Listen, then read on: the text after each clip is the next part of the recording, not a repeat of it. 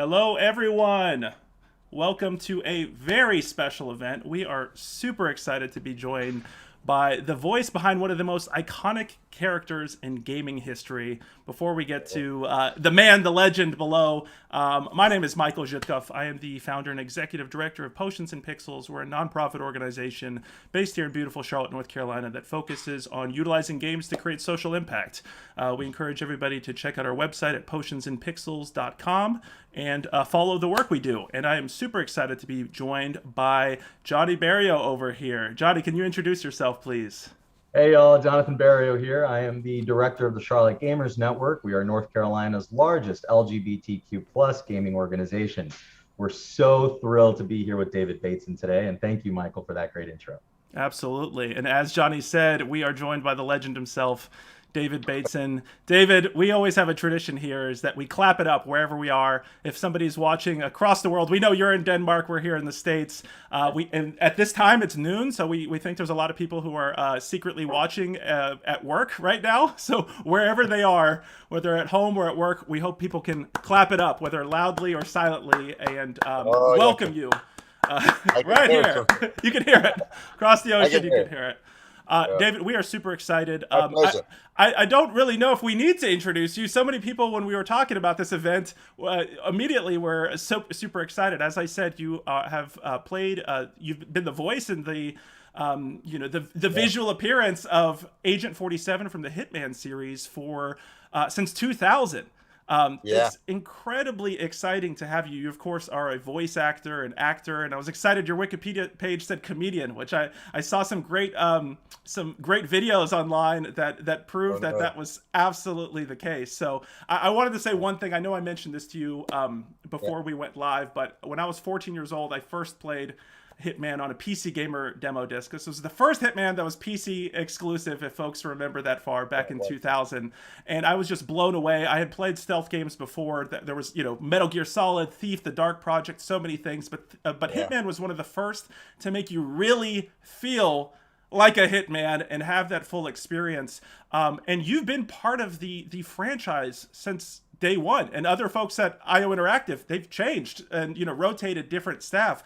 I wonder if you could share with us a bit about the history of how you got involved into the Hitman franchise. Yeah, there's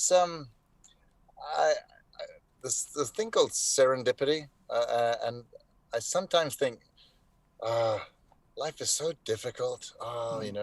As in all around, and as an actor, it's so tough getting work and stuff, which it is.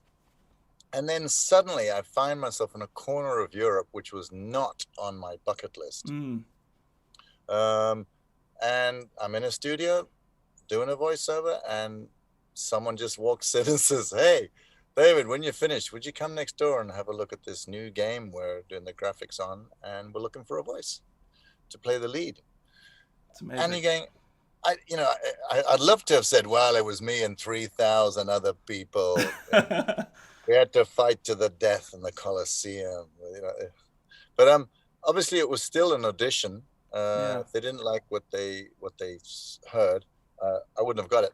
But that, and since then I've kind of wound back sometimes and thought, how did I get to that place? Which is a whole conversation. But I was being in the right place at the right time. From day one. That's so interesting to me because not only are you the voice, but you're also the character model for Agent 47. Yeah. And what's so mind-blowing to me is that Hitman is not only a movie, but has a game, but has generated 2 movies now. Most recent one featuring Timothy Oliphant. And it's remarkable because your portrayal of this contract Hitman has now, I think, created in American culture what a hitman is. I mean, I think in our culture, really, the only other great, character portrayal of a hitman, I think, is Leon in the movie The Professional. And in those times, that was what we thought as America, like that's what a hitman, that's what a contract killer is and looks like. Yeah, I love that film. Oh, such a great movie. I know. cool. Yeah, just killed it. And with your portrayal, I mean, spawning these movies and becoming one of the most iconic video game voice actors and characters, the only other voice actor that I can think of that comes anywhere near, the ability to portray a character like you have is probably David Hayter and his portrayal of Solid Snake in the Metal Gear series. I mean, those are the two most iconic characters I can think of in gaming that are so recognizable and are based off of real portrayals of their actors. That's very interesting because he is absolutely identified with the character of Snake. Yeah. And rightly so. But you're kind of going, wow, yeah, chicken or the egg, which came first, And that's the other thing too, is that, talking about, IO Interactive has been, and I'd love to hear your experience, but from what we see as consumers, I mean, IO Interactive has stood by you throughout, I mean, for decades now. And I remember when with one brief exception, maybe with one, yeah. Maybe I wasn't sure if we were going to go into that because I was worried that you've answered that question so many times, but maybe we'll save that for later. Story. Yeah. But I remember when the most recent Metal Gear game came out and they replaced David Hayter with Kiefer Sutherland, and that was just a huge controversy in the game industry. So I'd love to hear, kind of what your thoughts are about that. Yeah, I'd played it for 11 years at that point, and there'd been a long break up to Absolution. Yeah. When Absolution came out, from Blood Money to Absolution, it was 6 years. And that's a long time. It was so long that the engine was outdated and they had to kind of rebuild a whole new platform. And purely by, I have no ownership over this character. They're entitled to go and do whatever they like, IO Interactive. But because we have such a good rapport and a good relationship, I thought at least they would let me know. And the first thing I found out was on a Sunday they were coming back from E3 in LA. Yeah. And suddenly my phone just melted. It just had a heart attack. And it went on for like nearly a day. This is the truth. I didn't know how to turn the stuff off. Yeah. I was such an idiot. So it was just buzzing. Okay, what is going on? And the short story is that they'd replaced me with Tom Cruise's cousin. And they'd flighted a trailer or a teaser at the E3. And they normally don't even use Agent 47's voice at those things. It tends to be a kind of a trailer voice, he's a legend. No one knows what he looks like and all this stuff.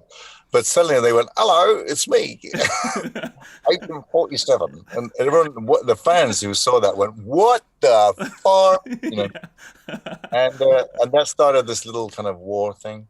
But then when they went mad and sort of got a petition going, and bless the fans for not, they stuck, they did it. They did what they said they were going to do. They weren't going to pre-order. So when the pre-orders came out in February the following year, they didn't order for February, March, April. And in May, I got a very nervous phone call from IO Interactive going, "Hi, Dave." I'm going, "I didn't know you. I thought you were dead."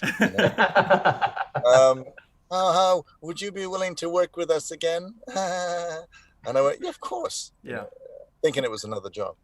And then we arranged to meet off-site, which I thought was a bit weird. Can I ask you real quick? I know you've said that in previous interviews that you thought it was another job, and that's how they presented. Yeah, did you truly, in your heart, think it was another job, or did you think that there was a possibility? Okay. No. Okay. You really thought that was the point where it was the end of your time with Hitman and potentially moving on to something else? And I'd got over it by then. Really? Okay. I mean, I was disappointed in them, but as I said, they're entitled to do whatever they want. But so they're good people. Yeah. So when they say, "Hey, Dave, we have another franchise, we want to, would you?" Yeah, I actually believed them when they said that. So yeah, they lied. Was this the start of World of Assassination?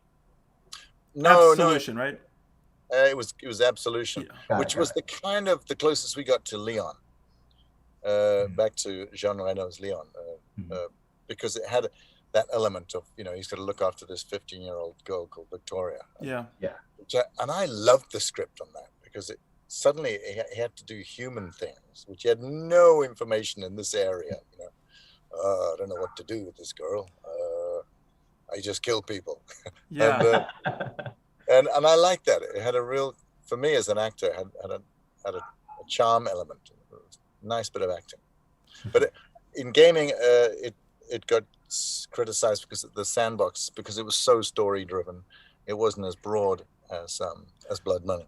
Yeah, I don't know if you got a chance before, David, to see the No Clip documentary about IO Interactive. It's available on YouTube. Yeah, it's fantastic. Yeah, it's really fantastic. And one of the things that fascinated me about it, and as a longtime fan of the franchise, I wasn't actually aware until I watched that no one who had worked on the original Hitman, outside of yourself, from my understanding, none of the programmers, developers actually stayed throughout the franchise. They had a lot of turnover. There was different people that were in IO. So you have been the thread, I guess, of sorts that has kind of been consistent throughout the entire project. And so I can't really imagine a Hitman without you being a part of it. And so that must have been a roller coaster kind of feeling, and certainly affirming that the fans felt so strongly that they wouldn't even play the game without you being a part of it. Yeah, and because the fans are, I'm sure they are with any game which the fans or the players are really dedicated.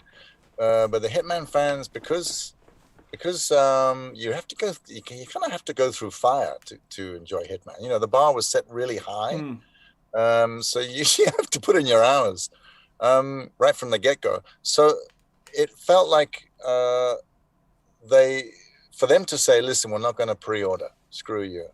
That was a kind of a heavy price to pay, and I bless them for that, because they probably would have just carried on. And back to the Hitman, the IO Interactive people, I read just yesterday that because they're going crazy now with the 007 franchise, that they're hiring their socks off. But there's 34 different nationalities in this building of 200 programmers, and it's amazing. I'm just chuffed that when I go to IO Interactive, there's a slight feeling of, I can feel people looking at me, going, "Hey, I've just come to eat lunch." They're wondering if you're planning a hit. Well, there's a kind of, he's in the house, Yeah. But I really love those people. They're so good. Yeah. They really. Oh man, I'm gonna miss the break at least. Something that you'd mentioned earlier, David, that I wanted to expound upon just a little bit more was that you were mentioning the storyline of Absolution.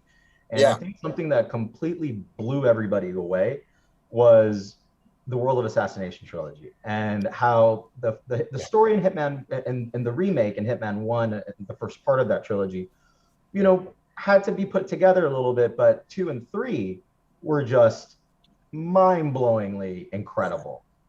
With the story of yourself and Diana Burnwood, and especially when taken all into account as a trilogy. Yeah, absolutely. Yeah, I've had a lot of conversations with the writers over this the trilogy, because I thought it was fantastic. They were telling the story not in one game, but they was telling the whole story with a story arc in over 3 games. And I asked them, said, "Wow, I just want to be in the room when you guys are thinking how you're gonna do this, how you're gonna reveal it." I'd get the scripts and be going, "Oh, am I alive at the end? Oh, no, you'll have to wait to Hitman 2. Oh, bugger, That's a great note for us, though, as far as the scripts. You were receiving them so the mystery was there for you as well. You didn't actually know exactly too far along what the gamers were going to realize either. I knew but the third one, because I got the whole script. Normally for many years I would only get my lines, and then I would they would brief me about the scene, what's happened just before. Yeah. And they said, do you want to know what happens after? And I'd always go, no, I don't, because that's not real life. Yeah. I really don't, because then it might make me telegraph what's going to happen next in the way I say a line. So I said, I never want to know what comes next. Just need to know what's coming before. That's a great point. I'd love to talk about that a little bit more, about the voice acting process, because I watched interviews with you and some of the other voice actors in the franchise, and I'd like to think, as a fan of gaming and animation and everything, that I understand a bit about what's going on behind the scenes. But it's truly remarkable that when you're recording your voice, you are you're not in the same room as the other voice actors, and to see you having these in the game, that it seems like a seamless conversation going back and forth, that you're playing off of each other in such an amazing way. Can you pull back the curtain for us? How long is the recording process? How much time are you putting into it? How are you able to deliver? Is there somebody who's around you to help you in that way? It's essentially a pretty lonely experience. All the other actors are either recording out of LA or London, and they tend to, as I understand it, they have the other actors have mainly done their work, and I come along and ruin it all at the end. But in some of the interviews I've done earlier this year, where we've had Zoom meetings like this with some of the other lead actors, like Diana Byrne, Jane Perry, and then Phil Roach and John. They were all recording out of London, so they get to hang out and have coffee together. Yeah. So, and I said, Jane, I feel like I really know you. Yeah. I didn't know you were Canadian. She's going, oh, yes, you did. I said, no, I didn't. But I occasionally I would hear her lines, very occasionally, and same for her. But that there's a guy, Mark Esdale, good friend of mine. He runs a studio in London called Oh, God, it's going to be embarrassing now.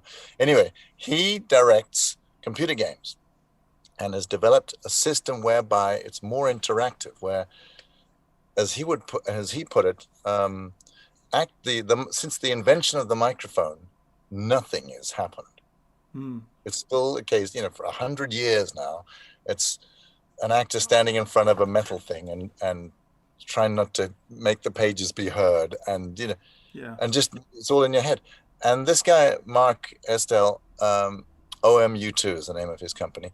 He developed an interactive way, which was hands-free, with a kind of GoPro thing, helmet, no cables, and 3 screens. One with your lines in the middle, one with your avatar, so you can see if I'm a blue orc or whatever. Yeah. Then that's what I look like. Oh, really? And on the left screen was the situation. If it was a cafe, and all that. So that's what this business needs to get up to speed with, his kind of setup. And it's still a very lonely experience. So you really do have to kind of use your imagination. The advantage for me is that I've been doing it for 20 years, and the writers and I really know each other well. So there's a kind of a shorthand. We almost kind of finish each other's sentences off. Yeah. So it's a lot easier. But I would love. I've done a film with Alan Rickman. Obviously, we're a buddy movie all the way through. I never met him. We're both voicing a cartoon film. Yeah. And this. You'd think there would be like a wrap up party or something to get you all together in that way. There was planned this year on the 12th of January, and Jane was going to fly over and whoop it up big time with IO Interactive, and we would have been dancing.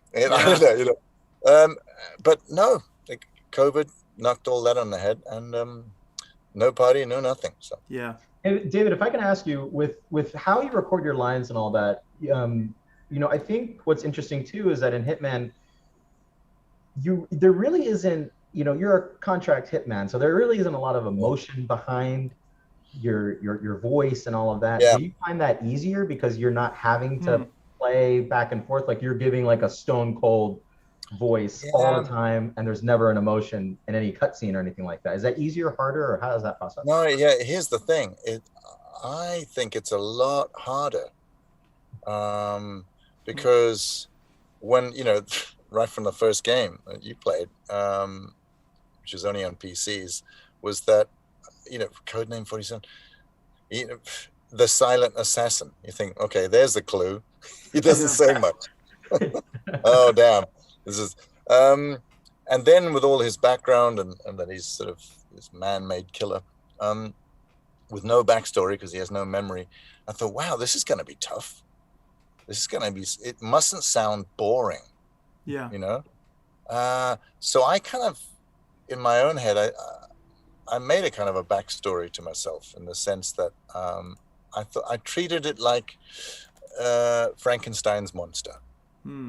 That somewhere in the back recesses of his mind, he wanted to know who created him, and he wanted to know what human feelings were, and why he doesn't feel, fear or empathy. And I wanted him to have some. Didn't want to make him sentimental. I would have been, stopped from doing that. But yeah, I had to kind of invent something in my head. Otherwise, the lines would have just been too dull and monotone. I wanted to feel that he had some kind of resonance of a backstory that made his lines sound a bit haunting and slightly sad, or and that they seemed to let me do that. And then the dark humor started to creep in. Yeah. And the rest is history. It's really interesting that you mentioned the haunting of the line, because when you hear Agent 47 speak, I mean, it just sends chills down your spine. Yeah, for sure. Did you workshop like several different voices for Agent 47? How did you come? My exact question, Johnny. I love it. We're on the same page. My exact question. Johnny beat you to it. Johnny beat you to it. Yep, I love it. I love it. No, I've learned when you're doing a voiceover, even if it's a corporate thing, whatever, the moment you go stand in front of the microphone, you have got to make a decision. You cannot please everyone. And if you try, it'll just come across as weak and indecisive. You just have to make a decision. This is how he's going to sound. Then they will stop you or correct you or give you, some advice from that standpoint. And mine simply was looking at the back to 21,000 years ago when I went in to have a look next door after that voiceover, and I looked at the screen and saw these cut sequences from Hong Kong, and it was very black and white and shadowy and very Japanese in its feel, and Blade Runner, big time Blade Runnery in its look. I thought of Philip Marlowe. Yeah, it just had a kind of throwback to trilbies and raincoats and like Blade Runner, Sam Spade, all that good stuff. Yeah, totally. So I just used that as my hook, and I have no idea if they were aware of that. I've actually never asked them. There's no one there now to ask from the original people, but and I just took that as my approach. It's tough, and and the sentences are really short and monosyllabic back in the day, and I thought I'll commit to that approach, and with very little comeback or criticism of that, they let me go with that. They seem to go, yeah, that's probably, that'll sound good. And obviously there's this thing which I apologize. It's just the sound of my voice, where people go, oh, you got this. Oh man. Okay. Sorry. It's just, it's what I've got. Thank you very much. You say that, but what's interesting is you're a South African-born English actor who lives in Denmark, who's experienced probably so many ranges of different accents, and in your work you've performed different accents yourself. How, landing on this seems very, a very unique choice. Yeah, that's a good point. I've moved around too much. Or no, I haven't, because it's led me to where I am now. Yeah. But there is an element.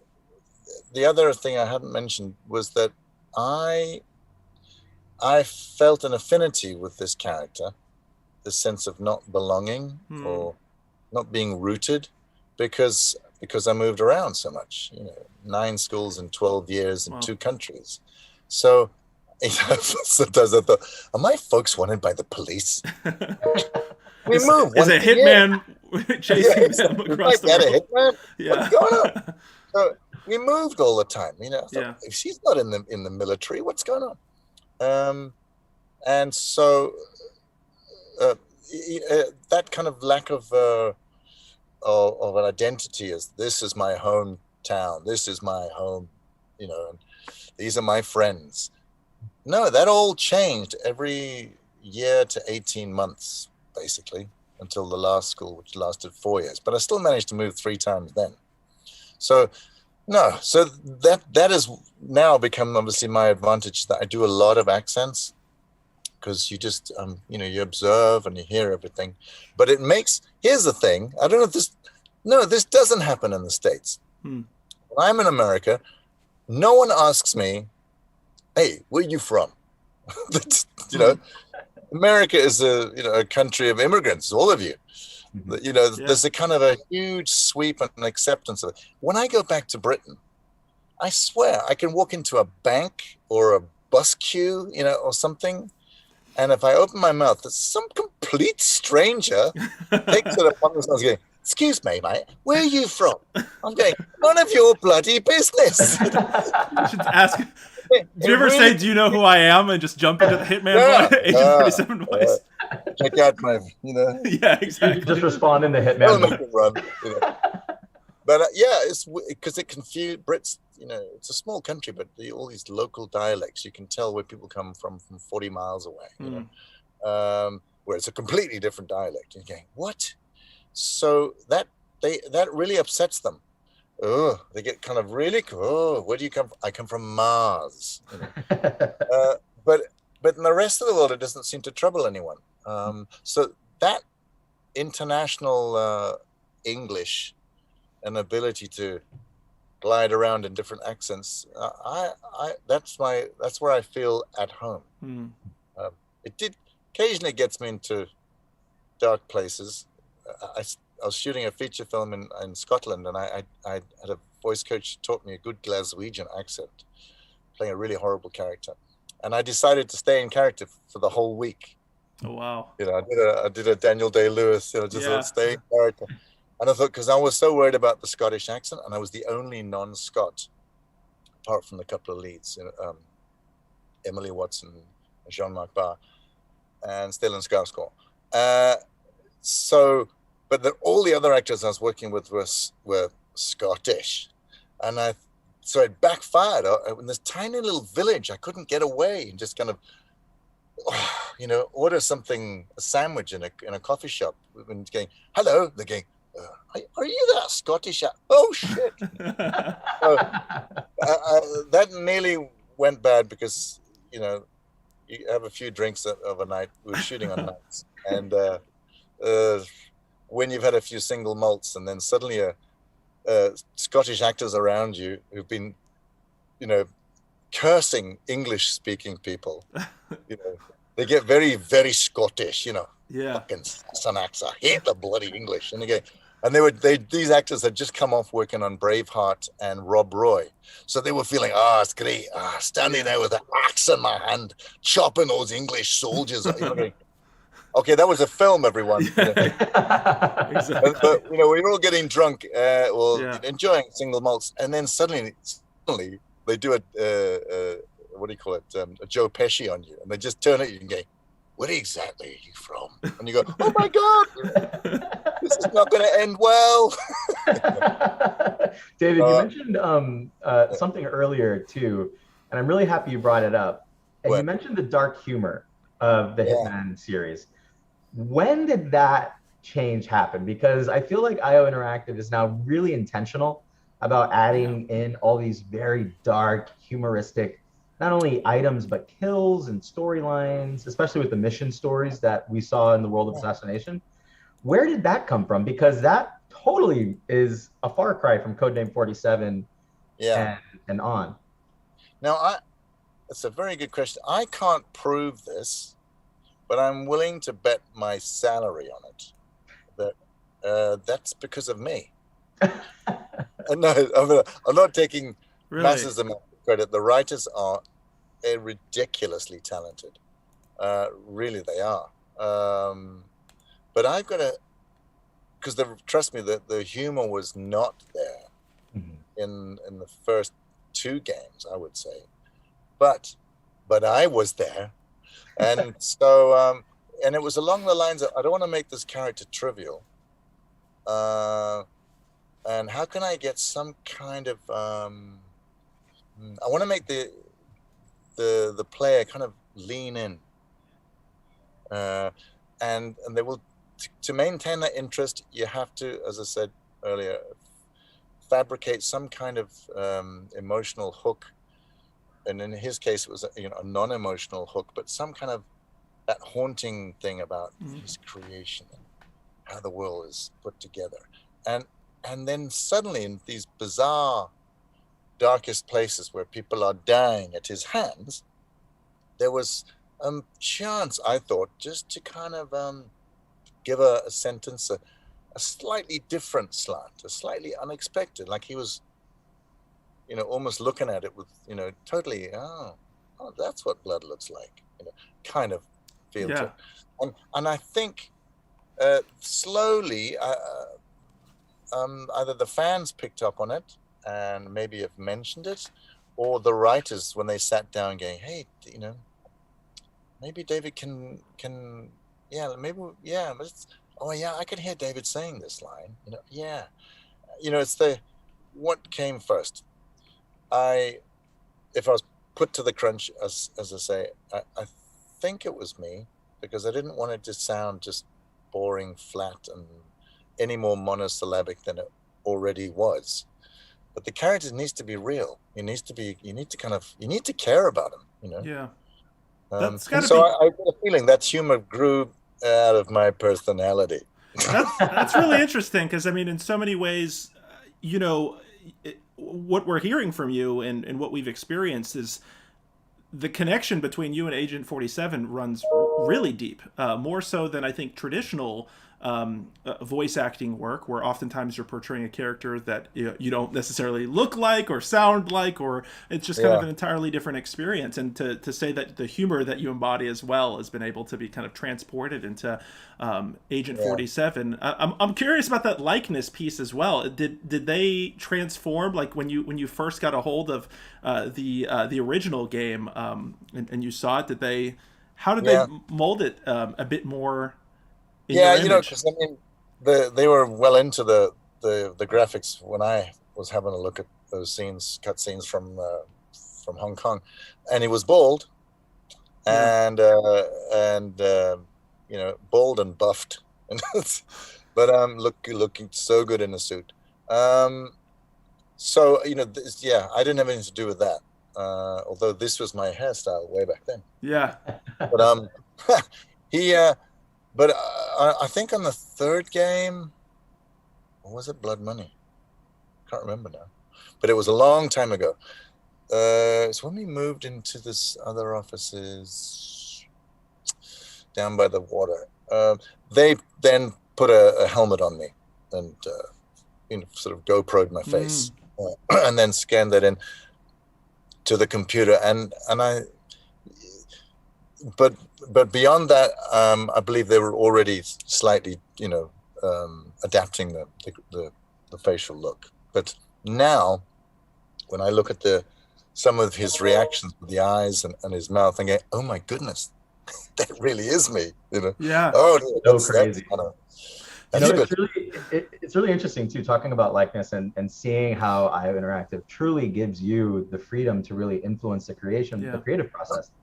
What's so crazy to me, and going back to humor just for 1 second, you mentioned these lines, and it also wasn't like, what I really appreciate about the series was that it wasn't, from the serious nature of the first 2 games to an all-out comedy fest and Blood Money or Absolution. But in the World of Assassination trilogy, I gotta say, David, there are some lines that Agent 47 says that you just have to pause the game because you're laughing so Yeah. hard. You know, Oh, really? and Oh, I'll never cool. forget Oh, that's cool. one of See, the most. I think that works, Oh yeah. but here's the thing. I think it works better now over the years Mhm. if a player has been attached to the franchise for a long time. So they've kind of got to know this guy and also kind of got to like him. Yeah. So and it was only in the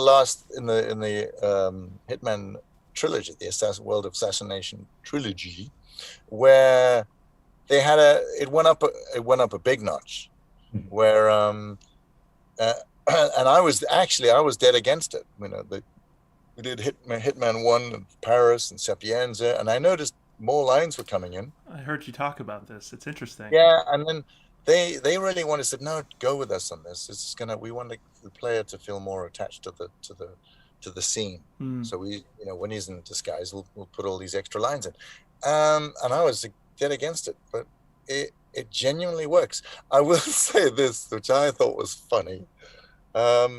In backstage at the fashion show in Paris, which I have mentioned this before, but it was a real moment where I am Agent 47. I know this guy. And in character, I was suddenly confronted by a pretty flamboyant sort of makeup artist backstage at this Paris fashion show. And in character, I said the lines kind of, but I have no information in this area, how to deal with this person. And it was so cool. And I went, okay, that's real acting. That I wasn't putting that on. That I was Agent 47 going, when this guy, is just sort of, are you one of the That's models? awesome. No, Well, and it's not only that too, David. And what I really appreciated about Hitman 2 was the Willow Creek level where you're in the neighborhood. And what blew my mind, the Willow Creek neighborhood area where you have to assassinate Magnus.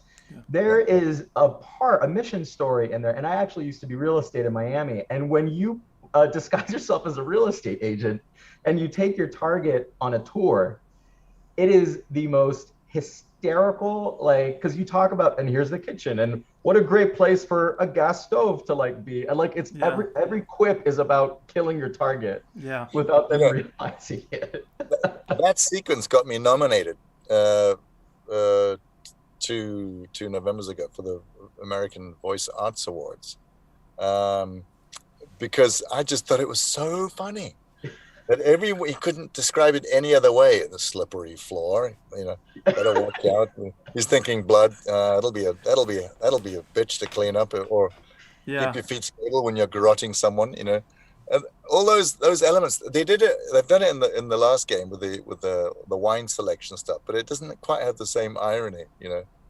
I'm just basically a wine connoisseur, but that double stuff was them going to town on the double entendre meaning, So how often do you find yourself in the Agent 47 mindset? I guess I'm just wondering if there's situations in life where you're waiting too long for a cup of coffee or something. You think, oh, how can I infiltrate? Who can I knock out to get this disguise? Do they know who I am? Can I use the Hitman voice? I do get recognized a bit over here, or both physically because of there's not many bold English-speaking actors in Copenhagen, but it's normally the sound of my voice. Even if I'm speaking Danish, people kind of go, "Oh, I know! Oh my goodness!" But it's funnier when it's in England or in America. And then I remember standing in a queue for an iPhone in the Apple Store on Fifth Avenue in the corner of opposite the Waldorf Astoria or something. And we're on the lower level, so there was no quick kind of exit. And it's basically, a lot of these Apple people are probably very nerdy computer people, and there were a few Hitman fans in there. So when I was standing in this long queue going, oh, for crying out loud, oh, come on, I haven't got all day. It's just, and I said to someone in the queue, it's, what time's the store close? And that's when I saw the attendant, I'm about 4 deep back in the queue. He just looked up. I went, and then they all just stopped, and then they just asked me straight out, Yeah. uh, Really? are Yeah. you who I think you are? Which I thought was quite a fun way of saying it. Yeah. I went, yeah, I am. That is awesome. But that changed things, but it backfired a bit there, because I actually then definitely couldn't get out of the building. They just wanted to talk to you like this Yeah. and interview the whole day. Wow. Yeah, I was like, damn. Yeah. That was So fun. you were mentioning something earlier, David, and talking about upcoming projects and things that you're going to be doing. So I remember reading the article on Kotaku when IO Interactive announced that they were going to be doing this 007 project, an original James Bond story.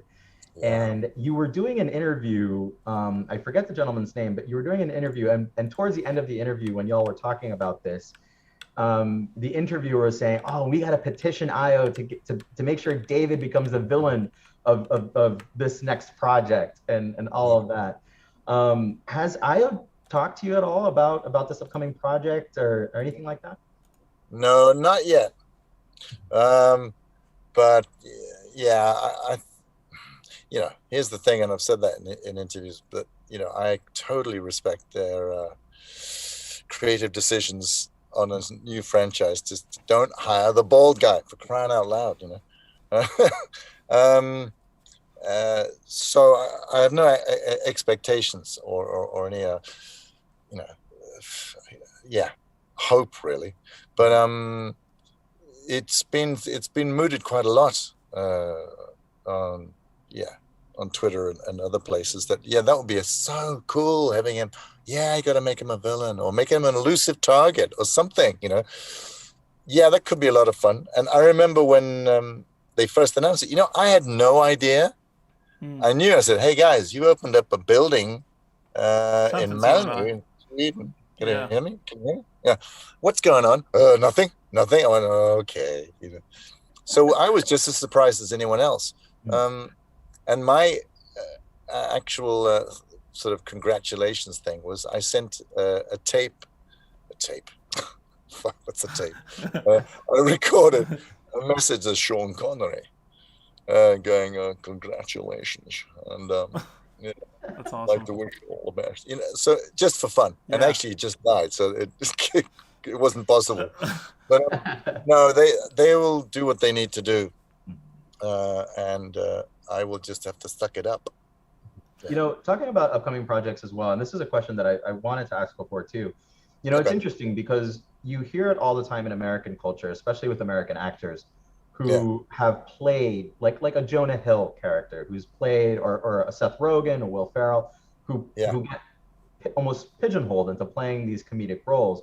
But you have done such an incredible job of not only doing acting across various mediums, but just the work that you do, whether it's playing a contract assassin or being in a Terrence McNally production. The range that you've been able to do and the projects you've been able to put under your belt is really impressive. And so have you ever felt that, because of your role as Agent 47, that you are approached to do similar work, or have you not really done any projects similar to that? Yeah, for many years, if I touched anything to do with film or even TV, I was quite often associated as a villain. I was a rapist, and I was a mafia or a Russian mafia hitman. I played that before. And just kind of bad people. It's not going to end well. My kids cannot see this film. Yeah. Why not? Because I say so. Yeah. But that's loosened up over the years. I think I'm kind of just growing into a mature look or something. I don't know. But I've got 3 different things coming up. All going to come out this year. But the most fun thing was obviously, here's the thing. As an English-speaking actor in Denmark, there aren't many decent acting roles in film or TV. It's starting to change as HBO Nordic is going, and, Yeah. and Netflix is, it's loosening up. But I've just completed shooting about 3 weeks ago, 4 weeks ago, something like that. A Danish TV series called The Orchestra, which is a 10 episode series based on the life and times of the Danish Symphony Orchestra, in which I'm brought into the series as a very flamboyant, gay orchestra, famous what do you call it, conductor. Mhm. And I thought, oh, this will be fun. And of course, I'm playing in English, and people around me are having to speak to me in English because I'm this maestro. They've managed to be so fortunate to get to come take over the orchestra. But and the series is a comedy. I went, okay, that's 2 good points there. But then what was even more fun was playing against assumptions about what I was supposed to be like. Just playing a gay person, did they expect something flamboyant or outrageous or colorful or something in any way? And here's the thing. The first sentence the director said to me on set, he said, "Oh, David, nice to finally meet you. You'd only seen screen tests." And he said, "Thank God you played it the way you did in the screen test." And I went, "What do you mean?" He said, I was really shocked. I was really and disappointed. So many of the tapes I got were actors playing it sort of flamboyant and colorful and just not real." And I looked at him and said, "Really? Wow. I just see a guy who's married to an Oriental guy. They've been married for 14 years. It's a relationship, and I don't see anything that's like that." And here's the other aspect to this is that the character is a bit of an asshole in the sense that he knows what he wants, and he rules the roost like a dictator and sort of fires people at random, and which starts to scare the crap out of the other executives behind the scene, because they're going, "Oh no, he's going to ruin our budget if he fires one more musician. Oh no." But so he actually ends up being not a likable person, but the comedy of that kind of a character is that he has to be real. You just have to go. So I hadn't seen any of that. So I'm looking really forward to seeing how they edit it together and how it's going to look in the end. And that'll come out, I guess, in only about September. It'll be after the summer. So those are that's fun. And then 2 other things smaller. I love just doing stuff that's it makes me curious. Yeah. I don't know if you guys do it. Probably comes across as a stalker, but or as the hitman sort of, casing a joint. I like looking at people and just going, oh, look at the walk. Look at the way that guy's walking. He thinks he's walking totally normally, but that looks so weird from here. And then okay, he's got a crooked hip. Was that a car accident, or what was that like when he was a child? Was he bullied? Look, and you can see the lines on this person's face, and you're going, he's carrying a burden there. I don't know. I'm making those assumptions and find it just curious and very interesting. That's super fascinating. I'm sure that helps with the acting process and getting into character. And it also actually reminds me of the Hitman process of just kind of when you're in these kind of open, like Sapienza or other environments where you're kind of seeing the world and kind of following different characters, listening into different conversations. But I'm super glad to hear that you have these opportunities to play these nuanced characters and explore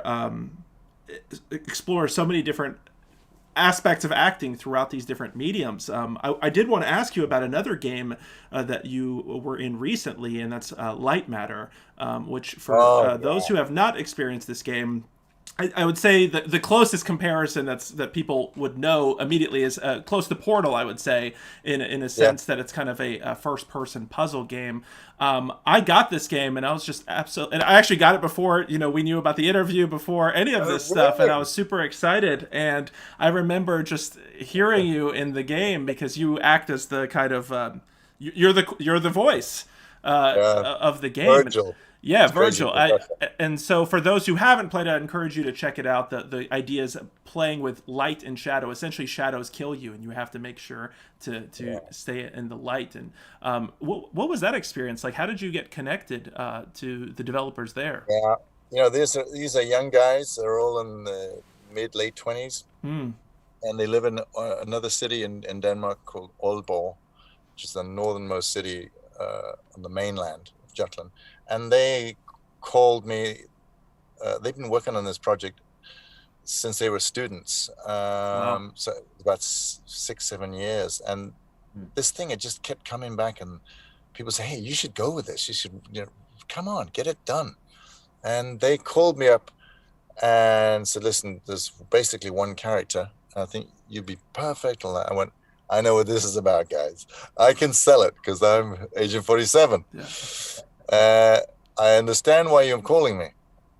But when I read the script, now back to what I was talking about earlier, that script blew me away. It had all those Agent 47 kind of stuff that came into the game over the years. It had all this dark humor and wicked, and this character keeps changing. He's totally psychopath almost. Yeah. He goes to being your friend and to being distrustful of you, and then It must have been awesome to act in that way. Ooh. Must have been yeah. Last night, good timing with this interview, by the way. Last night was the Danish Computer Game Awards, and obviously it was heavily nominated. It won Best Debut Game, but I just thought, I'm a member of BAFTA and I see a lot of games to vote for them, and I just got reminded again, oh man, what a wonderful world of fantasy computer games are, because anything is possible, and I love that. I just think, oh, I want to fly. Oh, I can fly. I'm an avatar. Yay! And when you get approached for a project like that, I mean, I'd imagine there's a lot of people in the game industry that if they had their opportunity and said, how crazy would it be if I could get David Bateson to play this character? When they sent it to you, I mean, them being in their 20s, was there any hesitation? I'm sure there was hesitation on both parts, potentially, just not knowing what would be. Well, I have said no to quite a few because the scripts aren't good enough. Yeah. And I'm going, you know what? I'm not going to blow this just because, they're throwing some cash at me. Yeah. No. I have enough work as a voiceover artist every single day of my life. Yeah. I'm sitting in my sound studio right now. Yeah, that's awesome. I live here basically. Yeah. But no, so I don't need. But I'm up. These guys, I didn't know them, and I didn't know any track record. But when I read the script, I was just and then for me, it's the idea, which goes back to your childhood, that everyone is afraid of the dark. Yeah. And just add this extra element going, oh, the dark will eat you. It will kill you. Oh my goodness. And I'm going, I'm there. You've got me on the premise right there. Yeah. I'm run away from the shadows, whatever you do. So that simple idea as a hook for your imagination, together with a good script, I didn't even have to read it, finish reading. I did, but I knew straight away, I'm doing this. I'm doing it. That's awesome. But anyone out there, I'm up for it, but it better be good. Yeah. No, that's super cool to hear. And we have a related question that came in the Twitch chat about how much of these games do you play? I'm curious for Light Matter, for Hitman, you yourself, your family members. How? Well, yeah. I have a bad confession. Yeah. My two older daughters, played Hitman for years. Yeah. Okay, now they're 19 and 16, and my third daughter's 10. but she doesn't play it. Yeah. But the others have played it since they were like too young. Yeah, my son. I admitted that to you before we went live. Yeah. Yeah, we're going to hell for this. Yeah. But listen, trust me, when Yeah. it's your own daughter and she goes, "Hey, Dad, it's so cool hearing your voice in my headphones as I'm strangling this vicar." I'm going to hell. You know, this is You don't know what good. motions to feel. Pride. It's Yeah. all wrong. This is Yeah. what I gave. Yeah. You tell anyone, you know. So yeah, it's a bit questionable. You know, how old are you? Over 15. Yeah. So, but apart from that, they see me do stuff. And my voice comes, pops in all over the place. You know, so if I get it to do some dubbing or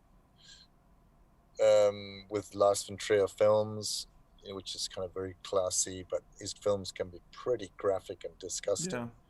Yeah. Or a cartoon film where I'm playing a shark. And, Yeah. I mentioned earlier that Alan Rickman is playing the pilot fish. I'm playing the shark, and he was the brains, and then we swaps around. You know, the shark's got the pilot fish who looks after him, so he is the top of the food chain.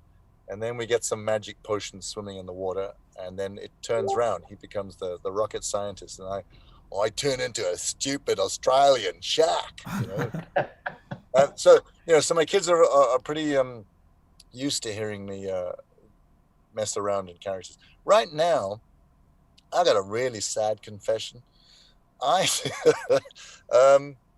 There is a pigeon outside my kitchen window. And for the last month, I've given him a name, Archibald, and I go out with food to this pigeon, and I talk to the pigeon, and he talks back to me. Can we hear what Archibald sounds like? Well, I'm a bit confused. I'm a bit embarrassed. Actually. Is it really? I just am imagining David Bateson sitting there, like with a cigarette, like looking outside the window and talking back and forth. It's so sick. I mean, really. But what I like to make inanimate objects, real. Yeah. And I have no I mean, really, it's sad. I don't know. I have a palm tree called George. I mean, yeah. George and I go way back. It sounds like the creative process, though. Like you said, I mean, like thinking about. Cool. You should see me in the park when I'm walking my dog. Yeah. Sometimes I get into a riff with myself, going, "Hey Dave, how was your day?" Well, and I'm playing myself both characters, and I go, "No, that's not right. One of them to be different." And then I'll make the one stupid and the other one high status, and I'll just see where this conversation goes. And I think, oh, that was good. That some really good stuff came out there. And I come home and I've forgotten it all. I think, damn, I could use that for stand-up or something. Not that I've done stand-up, but I should write this down or I should record it, and I never do. So, that definitely must keep you fresh. I'm the nutter in the park. If the guy mumbling to himself, and it's not because I'm talking. That's the thing. You can do it nowadays because everyone's got an earpiece and they go, "Yes, I said to him," and it's me without anything in my ears, just going, "Yeah." I can just imagine the park people on benches are like, "Is that Agent 47 talking to the pigeons over there?" Well, the thing is, okay, that's my sad secret at home outside in my garden. But when I'm in the park, that does happen when I'm also learning lines, and I need to get them to hear them. For me, I need to be on my feet, which I'm walking a dog, and I need to say them out loud. Otherwise, they just stay in your head. You're just going, "Do I know this line?" Well, I don't know. Say it out loud. So yeah, and then some people recognize the other as Agent 47. They go, "Oh, that's that English actor. What's his name?" There's not many of us, so as I said. And then they kind of go, "Oh, he's working. We won't disturb him." Good.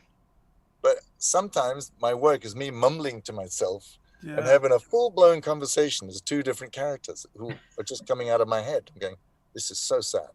I mean, I think it's incredible. I mean, it's awesome. it's really interesting to get a glimpse into the artistic. I've never said this out loud before. I'm going to have to destroy the internet. No, I think to me, I feel like getting a chance to meet you, like I told you at 14, hearing your voice when I first played Hitman. I really screwed you up now. Yeah, but it's just super exciting how down to earth and passionate you are about this. I think everybody listening, watching this, live or in the future, I think that I hope the biggest thing they can appreciate and take away is how seriously you take this. All of this. I mean, you're talking about like from everything from like the analogy to the Frankenstein nature of Hitman, trying to find some humanity there, to just workshopping voices and characters. It's absolutely abundantly clear that you love what you're doing, and you're bringing your full self, and you're having fun with it. I was driving my car yesterday, and I had a great conversation with myself, just because it just suddenly hit me. I thought that'd have been so funny when Marlon Brando was playing Don Corleone, the Godfather boss, and he's got these things in his cheeks, and he's going, I invite you to my house, and he's doing all that. And the thing is, no one can understand what the fuck he's saying. Yeah. And I just thought, I started this conversation. I'm driving a car now. I mean, this is just crazy. I'm alone, but I'm just thought, and I took that scene where, from the wedding, and then the guys come back and said, "Just I need to ask a favor." And he's going, "I invite you to my house. You share my pizza." And I would love the other characters to be sort of like very British, going, "I'm sorry. Would you mind repeating that, please?" And again, okay. Just the idea that all that status of like, everyone exactly. does what I say. But then you take another nationality, going, "I'm terribly sorry. I've no idea what you're saying." This needs to be, let's get HBO Nordic on this. This needs to be a show right here. David Bateson, a one-person show where you just talk to yourself, do different characters, just this. I wanted to see more of this, for sure. Yeah, well, I should. Maybe I'll record these conversations and just put them out there and going, I'll probably get arrested if I do that. Just the podcast of you talking, like doing different characters. But it honestly seems like, I know you jokingly say it's kind of wacky, but it makes complete sense. I mean, your voice, this is your work. To be able to hear it out loud, to be able to go back and forth, it just seems like a workout, I guess, like training in some ways to keep yourself fresh, like in so many different ways. I just worked on a feature film where I got to voice all the characters. Really? Was a Danish film director. He won an Oscar 9 or 11 years ago for The Tenant. His first short live action feature, and he's a friend of mine. Joachim Bach is his name. Check him out. B-A-C-H.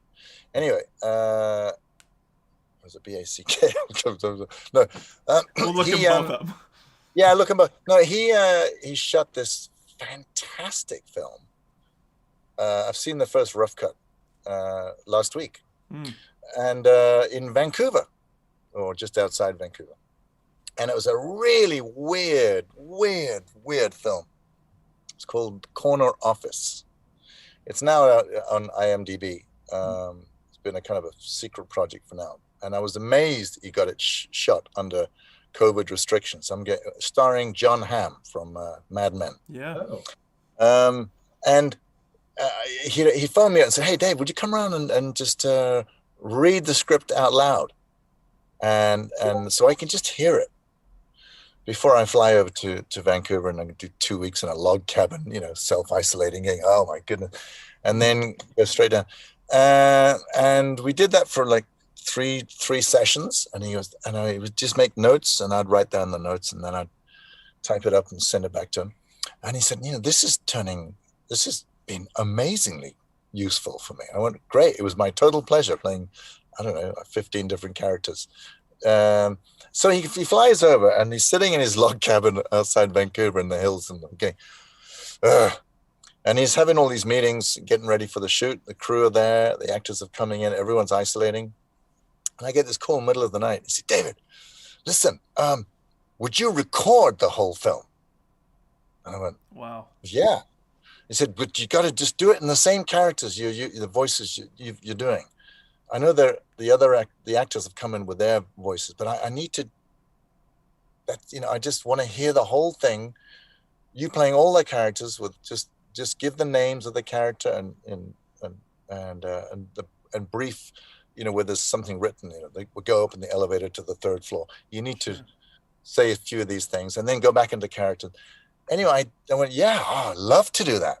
Well, that took me like 15, 18 hours for a 90-minute film, because I just wanted to, editing it together had to be to get the timing and the rhythm and stuff. But I had a blast. Were other people helping you with the editing? For 18 hours, That's amazing.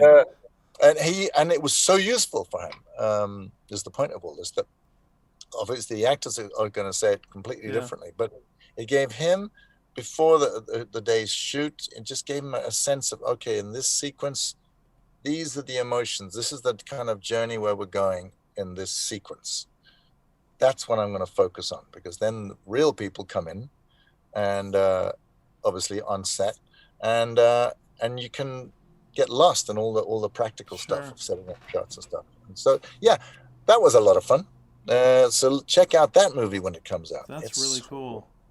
Really off the wall film. For those processes, like, are you like working with, how much, like, I guess other people are you working with to go over lines, to do the editing? I mean, you have your home studio there. How much I guess have you picked on yourself in terms of the editing process and what for that particular job? Yeah, in general, I guess for that one, I guess. Yeah. Well, for that one, it's in a way it's the same with everything. COVID is, everyone's been under lockdown, as you guys have experienced it, as the whole planet has. But as of doing voice work, you're in kind of self-isolation all the time.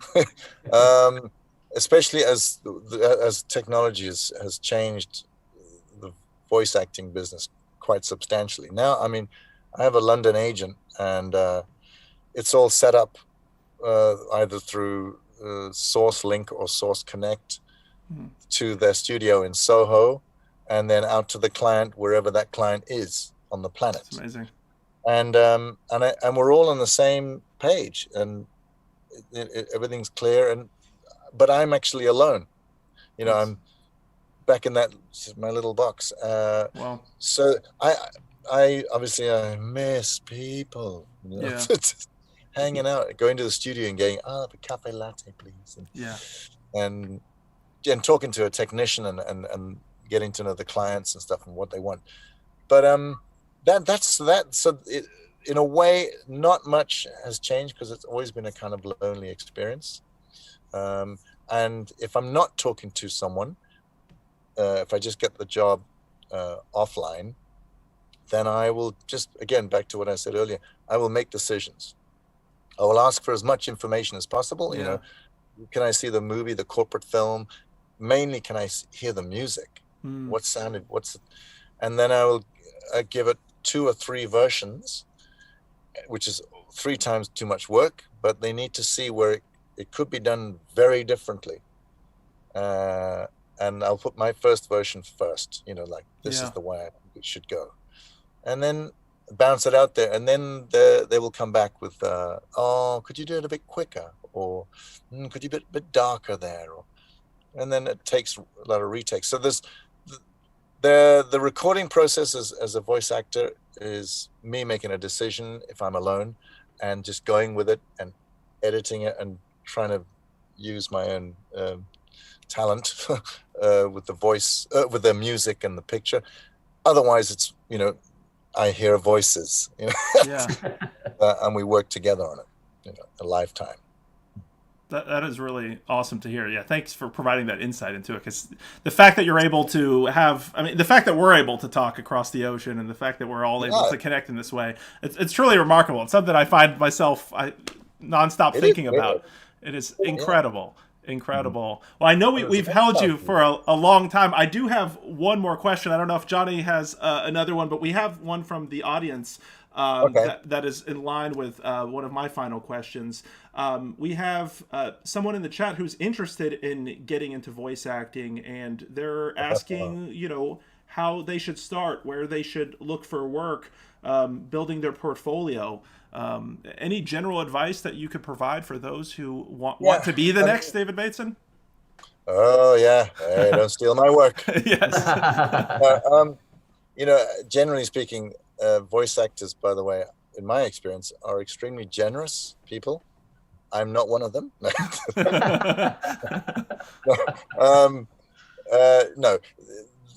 a lot of are very open and trying to help other people. Quite a fun exercise to do.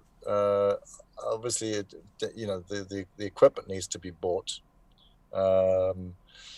but and get the right space and so on. So it's soundproof and so on.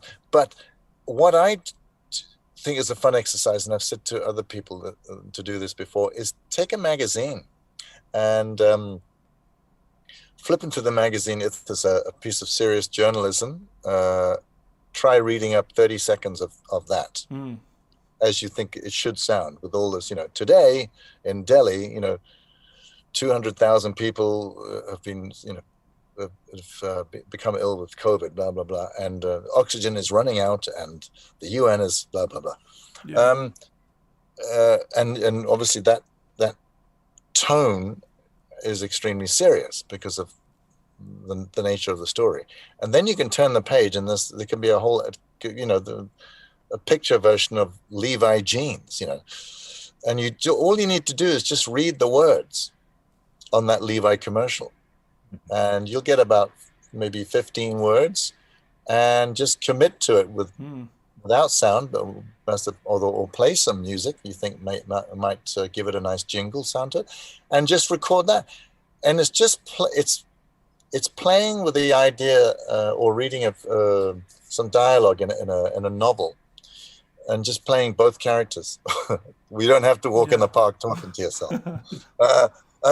The idea being, you need to hear your own voice from the outside, and it helps you to become kind of objective. You go, why am I talking? For example, most people talk actually a little higher than their natural register, but you don't realize that until you hear yourself recording. You're going, I sound like a chipmunk. What's going on? I don't talk like that. That's what's going to happen after this video when I rewatch myself. I'm going to be like, man, I thought I had a lot more bass in my voice. Just deep timbre. I have to add a little to it. Those kind of exercises, I genuinely believe are useful, because it's like a muscle, and it flexes you up. It makes you a bit more agile, and then hopefully more accessible to sort of taking direction. Because I've seen, unfortunately, quite a few people just sounding exactly the same, and it may sound fantastic, but it's not, it's not right for every kind of job. And you're thinking, they're just limiting themselves. They need to push yourself into a place where you've never been, voice-wise. In terms of, getting an agent, well, now it's all, there's online bureaus out there, and you can audition 50 times a day. And I find that really sucks, to be honest. And it pisses me off, to be honest.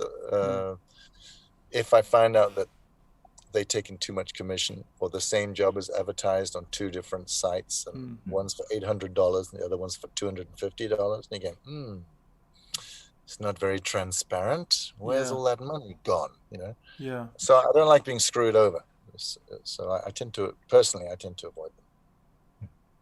Appreciate that advice there for our viewers. And I know you got to start somewhere, and so maybe it is going to, there's, I won't even name names, but it's a different world to when I started out. I started out in radio theater, so kissing my hand, I love you, Dad. What? How long were you doing that actually before you did Agent 47? I was 19. I was when I was at university in South Africa. My mom said, "Hey, go down. Why didn't you go down to the radio station? They do radio drama." This is a country, South Africa, which didn't get TV until 1976. Oh, wow. And then it was poo.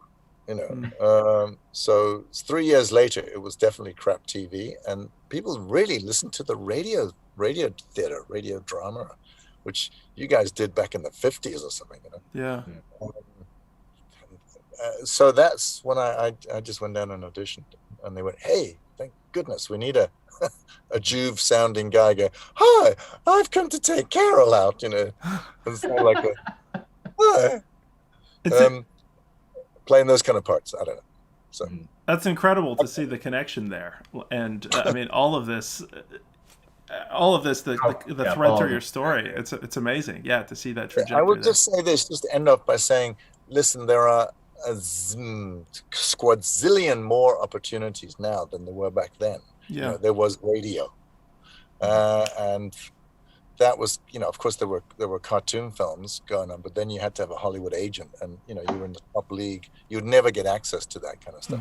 Now, it's because of, you know, social media. It's endless, the kind of voice work that's available out there. So it's more accessible. Absolutely. And together with your own home studio, you can make it happen. Yeah. Well, David, again, thank you so much for taking the time today and sitting down with us and chatting with us. You know, we really, really appreciate not only the insight into your work on Hitman, but chatting about all these other different things that you've done throughout your career. So thank you. Thank you so much for being here today. My total pleasure, guys. This has really been an honor, and we're going to keep the tradition going. And anywhere, wherever you are out in the world right now, everybody clap it up for Mr. David Bateson, Agent 47 himself. We really appreciate it. There is a chance. My sister lives in Atlanta, Georgia. Oh, really? Just down the road from Charlotte. Exactly. So that when I can fly and get out there, I definitely want to swing by my sister in Atlanta. Lives in, I think, Duluth, just north of Atlanta. That's awesome. Well, if you happen to be in Charlotte, let us know. You never know. Yeah, we would love to see you. Hey. Cool, man. It's truly been an honor. As I said, a fan since 14, 34 now. It's crazy to think how time flies and how much you've played a role in all of our lives, and truly one of the most iconic game characters. So thank you, David. Really appreciate you. You're just the coolest dude, honestly.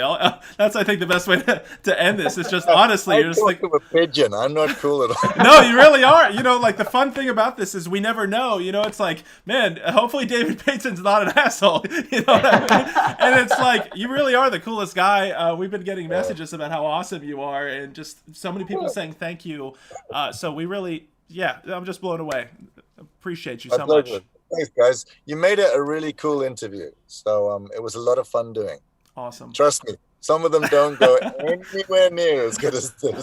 Good. That makes us feel great. That really makes us feel great. Counting down the seconds. You go, oh, no. No, thanks, guys. Thanks a lot, eh? Thank you so much. Thank you so much, David. Thanks, everybody, for watching. We appreciate it so much, and we'll see you all in the next show. Thank you.